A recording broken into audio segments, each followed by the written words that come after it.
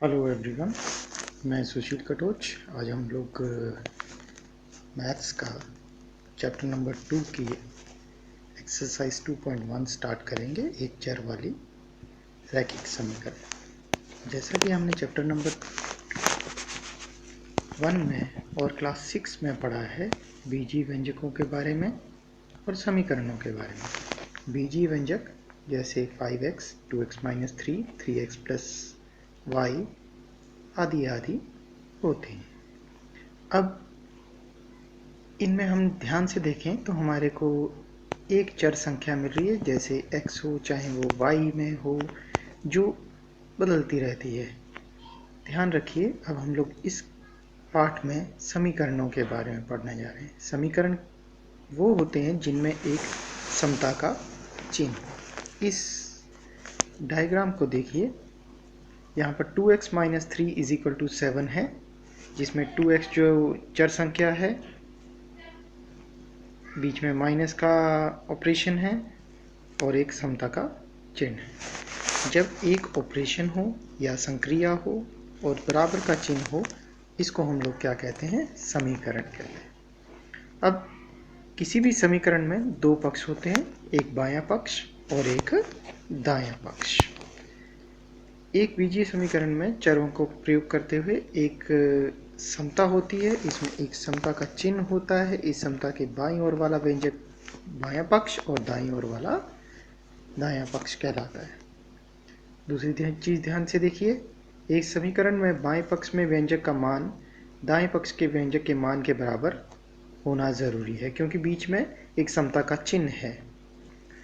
ऐसा चर के कुछ मानों के लिए ही संभव होता है, और चर के ऐसे मानों के लिए, अब ऐसा नहीं है कि हमने मान लीजिए हमारे पास है 2x - 3 = 7, तो हम x = 5 पे, जैसे अगर हम 5x की जगह पे 5 भर के देखें तो 2 × 5 - 3 बराबर है 7 आ रहा है। लेकिन हम इसी समीकरण को हल करें x के मान 10 के लिए, तो जब हम 10 मान भरते हैं तो 2 × 10 - 3 बराबर 17 आता है।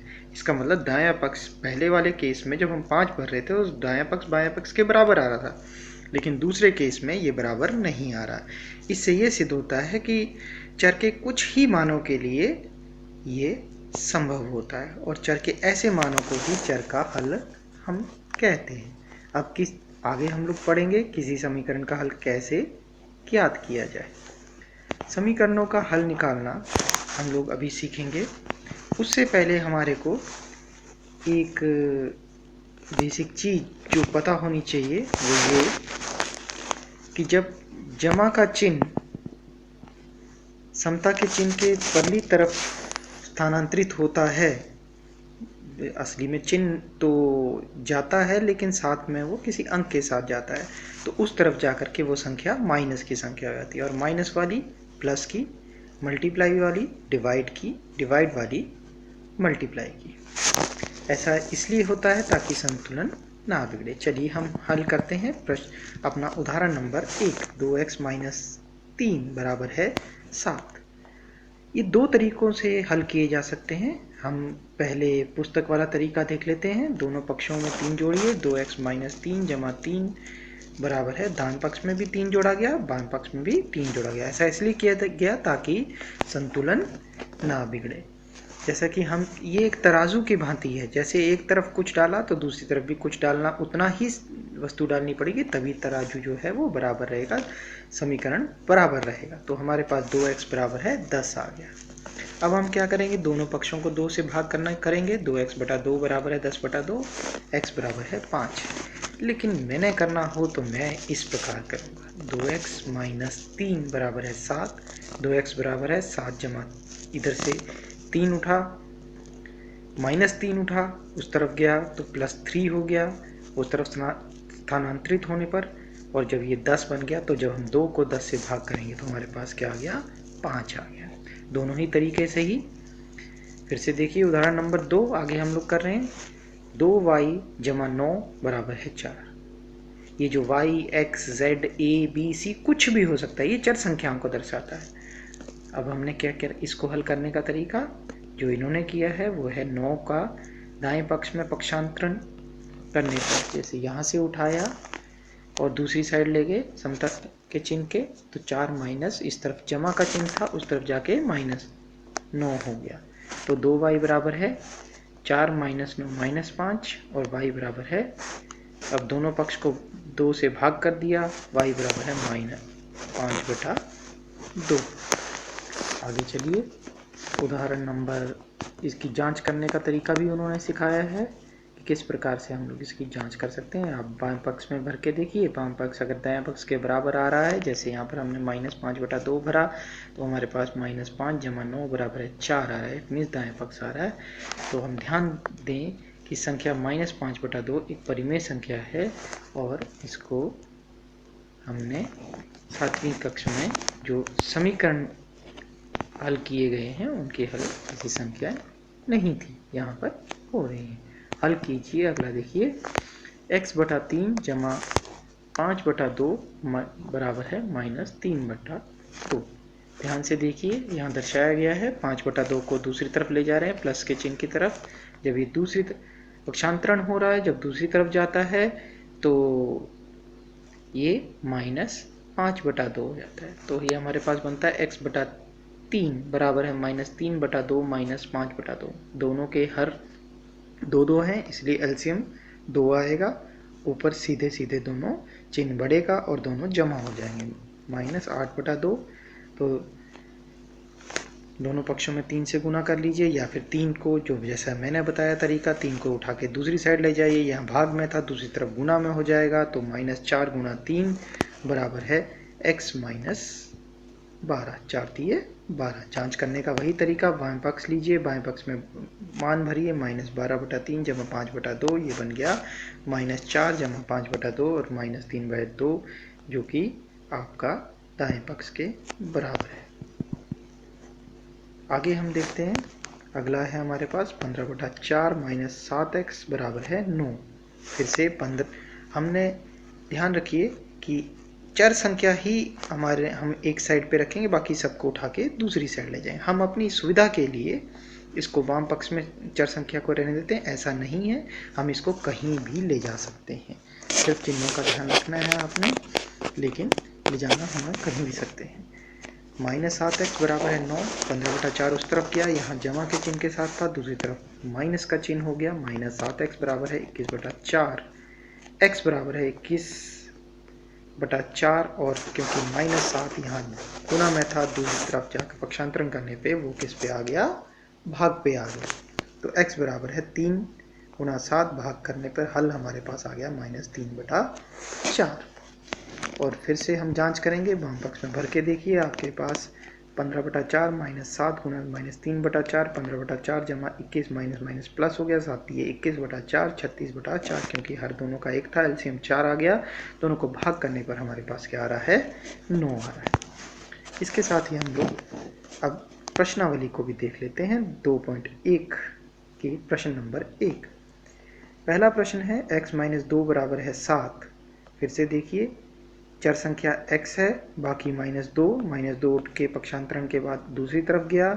फिर से मैं आपको रिकॉल करवा दूं, प्लस उस तरफ जाए माइनस उस तरफ जाए प्लस, भाग जाता है गुना जाता है तो भाग के चिन्ह में परिवर्तित हो जाता है पक्षांतरण के बाद। अब हम फिर से अपने प्रश्न पे आ जाते हैं। x बराबर है 7, माइनस का 2 था, उस तरफ जाके 2 प्लस का 2 हो गया, दोनों को जोड़ा, हमारे पास x बराबर है 9। अगला प्रश्न, y जमा 3 बराबर है 10।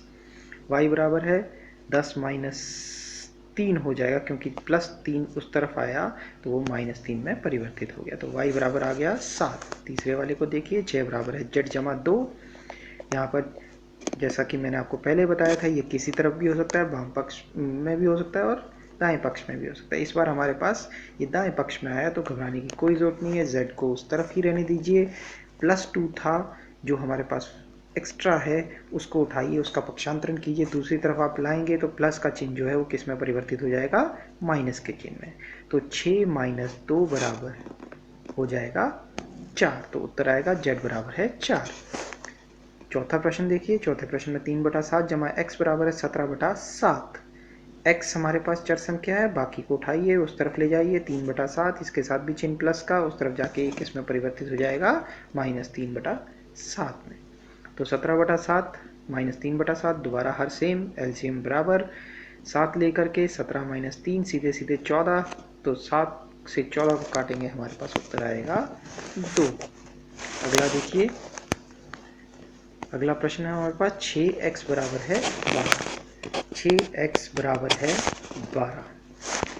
6x चर संख्या के साथ 6 है, लेकिन 6 गुणा में है, तो यह पक्षांतरण के बाद वो उस तरफ जाकर के किस में आ जाएगा, भाग में आ जाएगा। इन्होंने करके दिखाया आपको, 6x/12 बराबर है 12 दोनों तरफ से इन्होंने 6 से भाग किया, x बराबर 2 आ गया। मेरा करने का तरीका मैंने आपको बताया, हम 6 को सीधे सीधे पहली तरफ ले जाएंगे, पक्षांतरण करेंगे, यहाँ गुणा में है वहाँ भाग में हो जाएगा। जो लाल स्याही में किया हुआ है वो आपको मैंने दूसरा तरीका बताया, जो कि मुझे थोड़ा सा सिंपल लगता है और जल्दी होता है।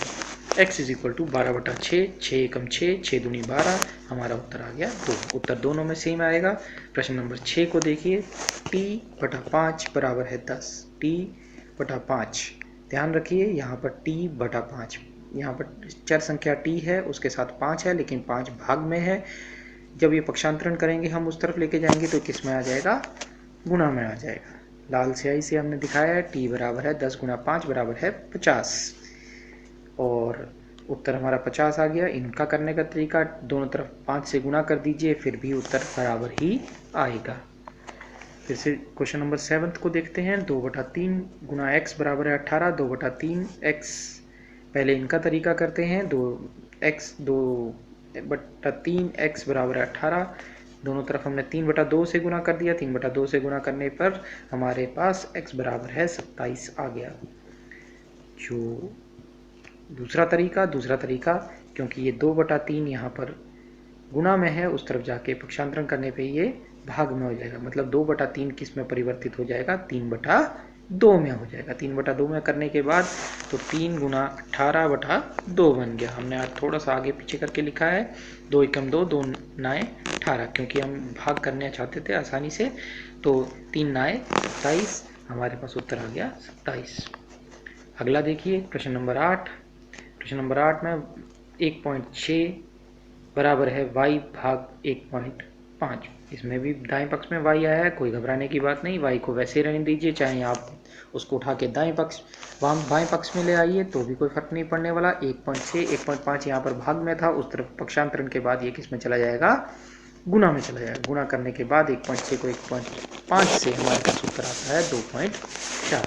प्रश्न संख्या 9 देखिए, 7x - 9 बराबर है 16। यहाँ पर 7x चर के साथ दो चीज़ें हैं, एक तो 7 गुणा में है, और -9 जो है वो उसके साथ ऐसे ही है। तो माइनस, सबसे पहले हम जो दूसरा होता है उसको माइनस से प्लस वाले उनको करेंगे, दूसरी तरफ पक्षांतरण उस तरफ जाएगा, ये प्लस बन जाएगा, तो 16 + 9 हो गया। 7x बराबर है 16 + 9, फिर से 25 आ गया। अब हम 7 का पक्षांतरण करेंगे, यहाँ गुणा में है वहाँ जाके भाग में हो गया, तो 25/7। ये आगे हल नहीं हो सकता, इसलिए हम इसको यहीं छोड़ रहे हैं। अगला देखिए, हमारे पास अगला प्रश्न है 10वें प्रश्न में 14y - 8 बराबर है 13।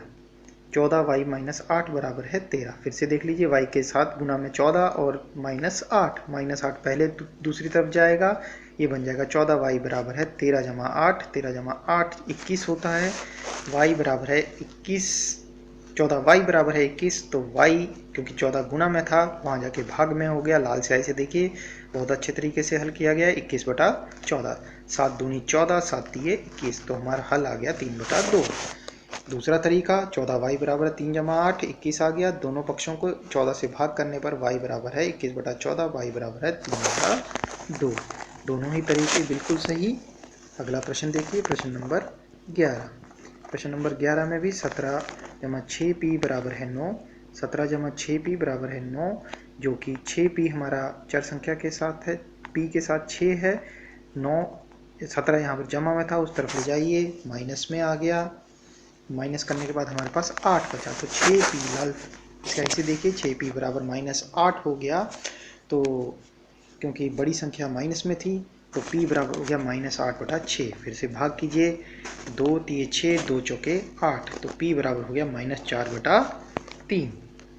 उसी प्रकार से इन्होंने दूसरा तरीका 6 17 जमा ये हमने दोनों 6p बराबर है -8 आया, 6/6 दोनों तरफ 6 से भाग किया, p बराबर है -4/3। प्रश्न नंबर 12 देखिए, x/3 जमा 1 बराबर है 7/15। यहाँ पर x चर संख्या के साथ एक +1 है और 3 जो है वो भाग में है। पहले हम +1 को दूसरी तरफ ले जाएंगे, उसके पक्षांतरण के बाद ध्यान से देखिए, ये बन जाएगा x/3 बराबर है 7/15 - 1।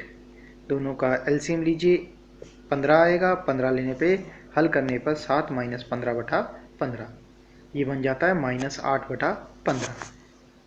पहला तरीका, दोनों पक्षों को गुना कर दीजिए 3 से, 3 से गुना करने के बाद x का मान आ गया -8/5। एक और तरीका, x/3 -8/15 हो रहा है, x आया, 3 को उठा करके हम दूसरी तरफ ले जाएंगे, यहाँ भाग में है वहाँ गुना में आ जाएगा, 8 × 3 बराबर है /15। भाग कीजिए, 3 एकम 3, 3 पाएँ 15, तो -8/5 हमारे पास आ रहा है। इसी के साथ हमारी प्रश्नावली 2.1 समाप्त होती है। Thank you very much. Take care, stay home, stay safe.